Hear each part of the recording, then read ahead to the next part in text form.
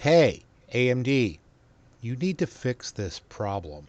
So today, my graphics card blew out again. I've got an RX 570.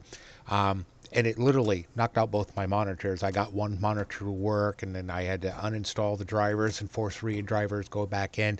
Drove me insane. Took me 2 hours to fix my PC, by the way.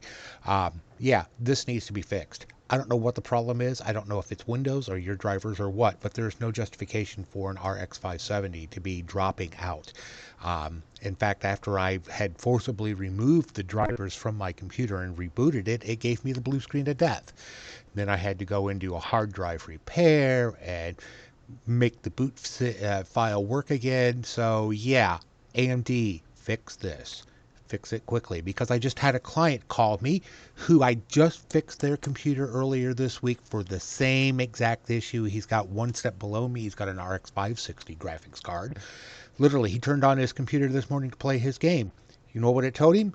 You don't have an AMD graphics card. Why do you have our software? He absolutely does have an AMD RX 560 in his computer. In fact, I just did the remote to hopefully fix it. Again, gave him the blue screen of death upon restarting. AMD, fix it. Work with Microsoft. Figure it out. But this needs to stop. This is like driving me insane.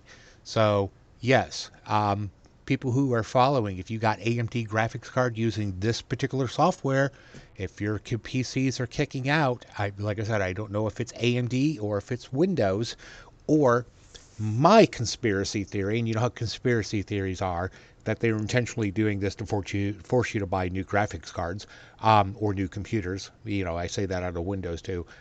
Again, my opinion, no basis in fact, my opinion. So yeah, fix this. Fix this, or AMD, you're going to probably lose a whole bunch of people to NVIDIA. But as I showed in an earlier video a couple of days ago, NVIDIA's got the same problem too. So the two are Windows related. So you two, get together, fix it. Driving me nuts. There's no justification for this, especially on a graphics card that, in my case, is a 570 with 8 gigabytes of virtual RAM, or video RAM. Yeah, stop it. In his case, he's got a 560. I think he's got 6 or 4. I can't remember. It's still not the point. Fix it. This is driving us all insane. Anyways, that's my video for today. Talk to you guys later. You know how to get a hold of me. Bye.